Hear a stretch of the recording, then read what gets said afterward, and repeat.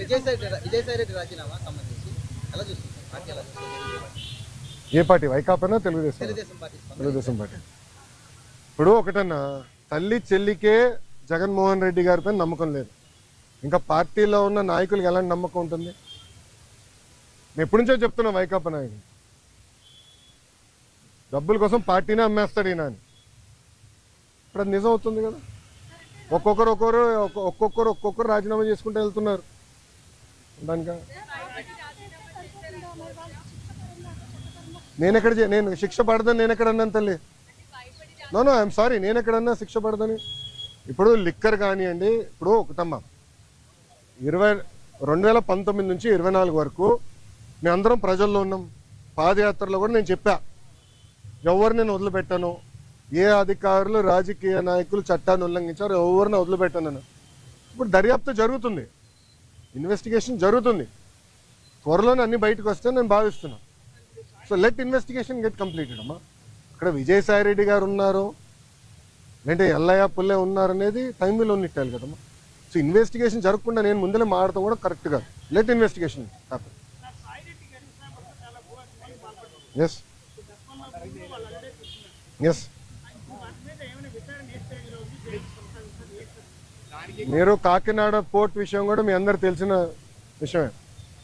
Kakinada port కూడా అడ్డగోలుగా తుపాకులు పెట్టి రూపాయి ఆస్తిని సుమారుగా 6 పైసలకి కొట్టేసానికి ప్రయత్నించారు.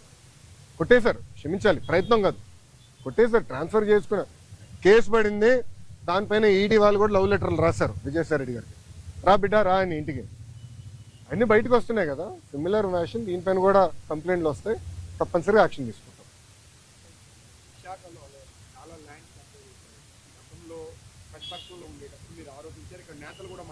అవునండి.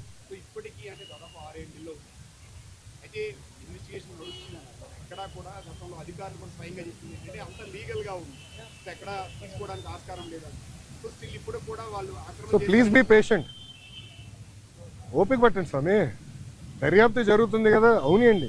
ఇప్పుడు మనం కూడా మాట చెప్పా, ప్రభుత్వ పరిస్థితి గురించి కూడా దయచేసి ఒకసారి ఆలోచించండి.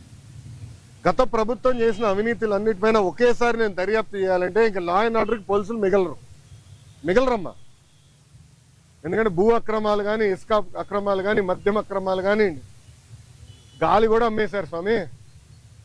ఇంకా లా అండ్ ఆర్డర్కి పోలీసు ఉండేదాకా ఉండదు. ఎందుకంటే ఒక్కొక్క ఇన్వెస్టిగేషన్ చాలా డీప్కి వెళ్ళాలి, పకడ్బందీగా చేయాలి. ఇప్పుడు లిక్కర్ ఉంది, చాలా పకడ్బందీగా చేస్తున్నారు. ఎవరెవరికి ఎప్పుడెప్పుడు ఎంత డబ్బులు ఎవరి చేతుల నుంచి మారినాయి మొత్తం వివరాలన్నీ సేకరించాలి. సో ఇన్వెస్టిగేషన్ చాలా వేగవంతంగా జరుగుతుంది. ఒక్కొక్కటి చేయలేను, అన్నీ ఒకేసారి చేసేది కెపాసిటీ మటుకు ప్రభుత్వానికి ఉండదు.